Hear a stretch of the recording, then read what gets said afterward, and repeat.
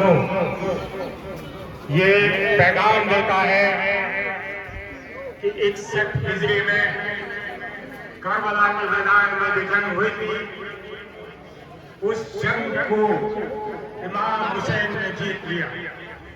یہ جلوس اس بات کا اعلان ہے، یہ جو علم ہر ہاتھ میں دکھائی دے رہا ہے، یہ اعلان ہے۔ اور جب تک مسجدوں کی میناروں سے اللہ اکبر کی آوازیں آتی رہیں گی، امام حسین زندہ باد ہے اور زندہ باد رہیں گے۔ یاد رکھو، وہ لوگ تھے جو 2000 کی فوجوں کو یہ پیغام کر رہے تھے کہ ایک خارجی ہے، ایک باغی ہے جو بغاوت کر رہا ہے۔ لوگوں کو نہیں معلوم تھا کہ نبی کا نواسا امام حسین ہے۔ 9 محرم کی رات کربلا کے اندر 2 خیمے تھے۔ ایک خیمہ وہ تھا جس کے اندر امام حسین نے اپنے ساتھیوں کو بلا کے کہا کہ یہ فوج جو یزیدی فوج ہے، جو جنگ پہ آمادہ ہے، یہ کل ہم سب کو قتل کر دے گی۔ میں کہتا ہوں آپ سے کہ آپ لوگ جو بھی جانا چاہے وہ چلا جائے۔ حتیٰ یہ ہے کہ امام حسین نے خیمے کا چراغ بجھا دیا، اور جب چراغ جلا تو ہر شخص وہیں بیٹھا تھا اور اپنی گردنوں پہ تلوار رکھ کے کہا کہ ہمیں بار بار قتل کیا جائے اور پھر زندہ کیا جائے، تب بھی آپ کا ساتھ نہیں چھوڑیں گے۔ دوسرا خیمہ وہ یزید کا تھا جہاں پہ ہم پوری رات ٹہل رہا تھا۔ اس کے باپ، بھائی، اس کے بیٹے اس سے پوچھ رہے تھے کہ آپ اتنے بہادر ہو گئے، یہ پریشانی کیوں ہے کہ جو میں سن رہا ہوں کیا تم وہ نہیں سن رہے؟ کیا امام حسین کے خیموں سے آتش کی آوازیں نہیں آ رہی؟ وہ نبی کا نواسا ہے۔ میں ایک پل کو اپنے آپ کو جنت اور جہنم کے بیچ پا رہا ہوں۔ اگر میں یزید کے ساتھ گیا تو ہمیشہ کے لیے جہنم میں جاؤں گا، اور اگر امام حسین کے ساتھ گیا تو میں جنت میں جاؤں گا۔ اور ہوا یہ کہ صبح عاشورہ وہ اپنے بھائی، اپنے بیٹے اور اپنے غلام کو لے کے امام حسین کی خدمت میں آیا اور ان کے پہلے شہیدوں میں اپنا نام درج کیا۔ آپ دیکھ رہے ہیں کہ لگاتار امام بارگاہوں سے تمام علماء موجود ہیں، یہ اپنا پیغام دے رہے ہیں، اور یہ پیغام ہمیشہ امن کا پیغام دیتے ہیں۔ یہ جو ہم جلوس نکالتے ہیں یہ خود اپنا خون بہاتے ہیں، اور یہی وجہ ہے کہ 1400 سال کے اندر شیعہ کمیونٹی میں کہیں بھی دور دور تک کسی ملک میں کوئی آتنکوادی پیدا نہیں ہوا۔ میں اپنی بات یہیں ختم کر کے مولانا عمار صاحب سے گزارش کروں گا کہ جہاں انہوں نے 9 دن تک ہمیں پیغام دیا ہے، آج وہ سارے مسلمانوں کو یہ پیغام دیں۔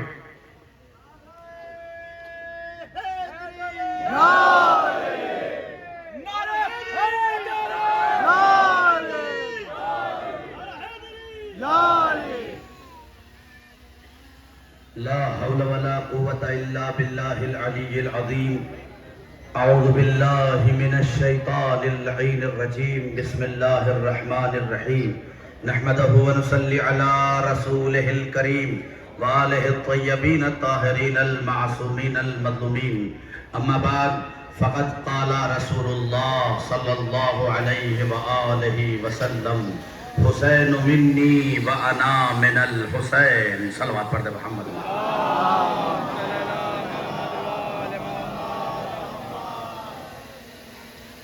عزاداران سید الشہداء اور جو بھی جہاں جہاں بھی کھڑے ہو کے اس تقریر کو سن رہے ہیں، چاہے وہ کسی فرقے، کسی مذہب، کسی دھرم سے تعلق رکھتے ہیں، وہ میری بات کو چند لمحے غور سے سنیں۔ 1400 سال ہو گئے یہ قوم اسی طرح سے حسین کا ماتم کر رہی ہے۔ مٹانے والے مٹ گئے، نہ یہ عزا مٹی نہ اس کے کرنے والے مٹے. دولتیں مٹ گئیں یہ باقی ہیں، خزانے مٹ گئے یہ باقی ہیں، انہیں دیواروں میں چنا گیا یہ باقی ہیں، ان کے ہاتھ قلم کیے گئے یہ باقی ہیں، ان کی زبانیں کاٹی گئیں یہ باقی ہیں. امام جعفر صادق علیہ السلام سے پوچھا گیا مولا کیا وجہ ہے کہ ہمیں اتنی تعداد میں مارا جاتا ہے، اس کے باوجود بھی شیعہ پوری دنیا میں پھیلے ہوئے ہیں، یہ ختم ہی نہیں ہوتے، ختم کرنے والے ختم ہو گئے لیکن یہ ختم ہونے کا نام نہیں لیتے. امام نے فرمایا حلال میں برکت ہوتی ہے. امام نے فرمایا حلال میں برکت ہوتی ہے، لہذا کبھی یہ مت سوچئے گا کہ آپ عزاداری کر رہے ہیں تو ہو رہی ہے، نہیں، یہ حسین رسول کا نواسا ہے. یہ حسین بہت ٹھہر کے جن کانوں تک میری آواز جا رہی ہے پیغام لے کے جانا، صرف اس شیعہ قوم کی ذمہ داری نہیں ہے کہ یہ عاشور کے دن حسین کا غم منائے. یہ جو مسلمان جو بھی دھرم کے تعلق رکھنے والے لوگ ہیں ان سب سے میری گزارش ہے جاؤ تحقیق کرو، میری بات نہ مانو. میں یہاں کھڑا ہوا انسان کیا کہتا ہے کوئی بھروسہ نہیں ہے، لیکن دائرے تحقیق کا دروازہ کھلا ہوا ہے.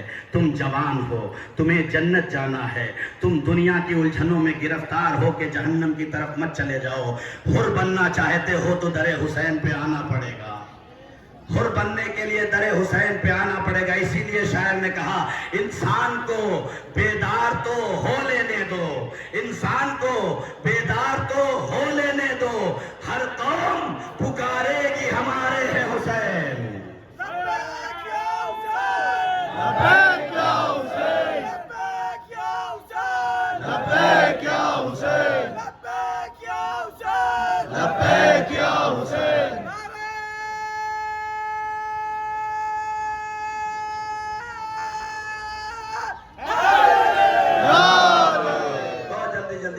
اور جلوس کے درمیان بہت زیادہ حائل نہیں ہوتا. آپ جانتے ہیں کہ میری تقریر کوئی بہت طولانی نہیں ہوتی، بس پیغام ہوتا ہے. ان نوجوانوں کے ہاتھوں میں جو موبائل ہے میں ان سے خطاب کرتا ہوں، جو 2.5 GB 2 GB پر ڈے اپنا ادھر ادھر کی خرافات میں لگاتے ہیں، وہ اپنے راستے کو صحیح کرنے کے لیے کم سے کم ہفتے میں ایک دن لگائیں کہ یہ شیعہ قوم پاگل نہیں ہے، 1400 سال سے یا حسین کر رہی ہے اور نہ جانے کمال ہی ان کا الگ ہے. یہ جہاں ہے وہاں آفاق آسمان پر چھائے ہوئے ہیں، کہیں حسن نصر اللہ بن کے چھائے ہیں، کہیں علی سیستانی بن کے چھائے ہیں، کہیں رہبر معظم علی خامنائی بن کے چھائے ہیں اور کہیں قاسم سلیمانی بن کے چھائے ہیں. یہ سب بھی وہ ہیں جن کے پاس اسلحے ہیں، مارنے والے اور ہیں، بچانے والے اور ہیں.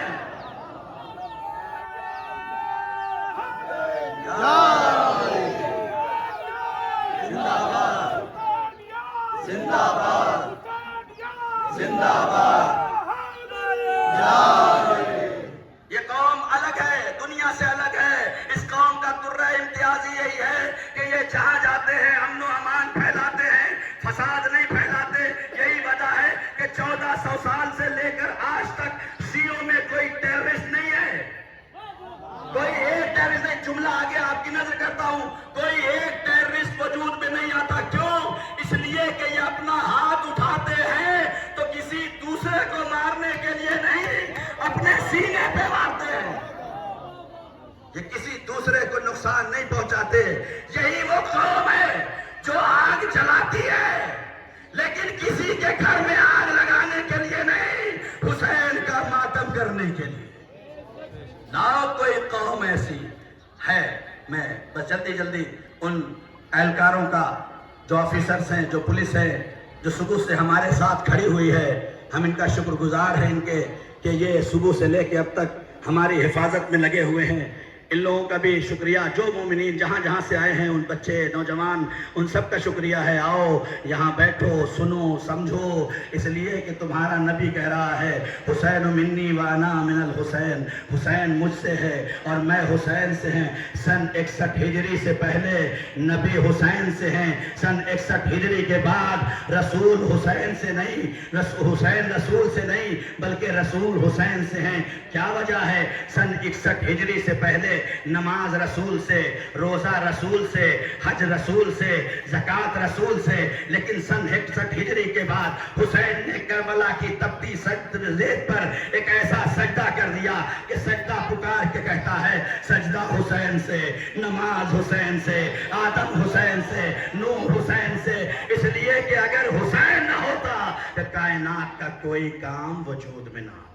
آنکھوں میں گریا آ گئے، آنسو آ گئے، ہم کیوں نہ روئیں؟ ہم سے پوچھا جاتا ہے تم روتے کیوں ہو؟ خدا کی قسم جتنا ظلم اہل بیت پہ کیا گیا ہے، جو اجر رسالت ہے، جو رسول نے جس کی محبت مانگی تھی، اس پر اتنا ظلم کیا گیا کہ اس کے گلے پہ اتنی اظفار کیے گئے۔ روایت یہ کہتی ہے کہ جب شمر حسین کا گلا کاٹ رہا تھا تو کاٹنے سے پہلے اپنی تلوار کو پتھر پہ مار رہا تھا۔ کسی نے پوچھا شمر یہ کیا کر رہا ہے؟ کہا میں یہ چاہتا ہوں کہ میری تلوار کند ہو جائے۔ آج بڑے شان سے تم ماتم کرتے ہو نا، کوئی ہاتھ کا ماتم کرتا ہے، کوئی کسی بھی طرح ماتم کرتا ہے، سب کا اپنا اپنا انداز ہے۔ ماتم کر لینا آسان ہے، اس حسین مظلوم سے پوچھو جس کے سوکھے گلے پہ شمر کا کند خنجر چلایا جا رہا تھا، اور حسین آخری سجدہ کے لیے اپنا سر رکھ رہے تھے۔ یہ منظر بہن کھڑی دیکھ رہی تھی۔ خدا نہ کرے کسی کا بھائی ذبح ہو رہا ہو اور چاہنے والی بہن دور کھڑی دیکھ رہی ہو۔ زینب کہتی ہے اے پسرے صاحب، میرا حسین ذبح کیا جا رہا ہے اور تو کھڑا دیکھ رہا ہے۔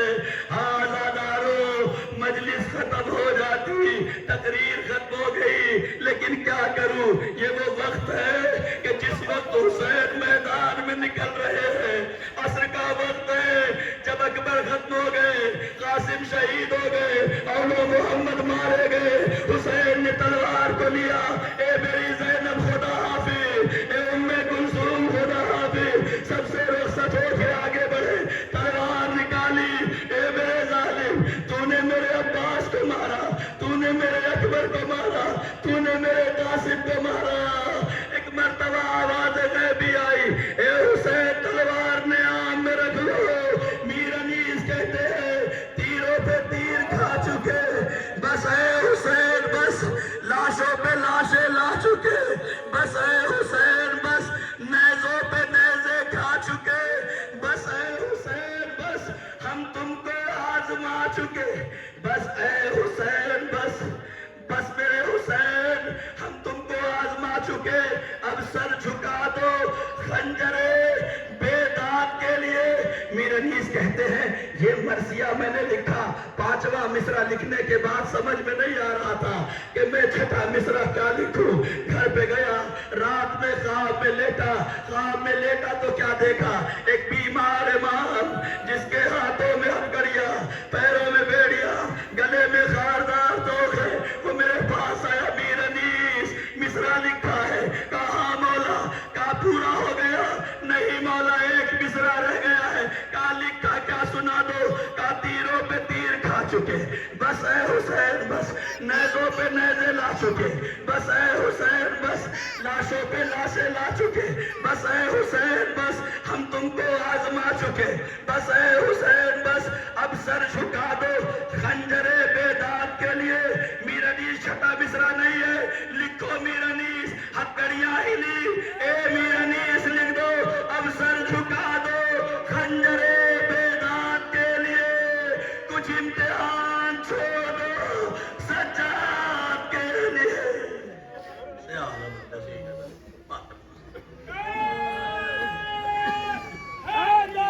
یا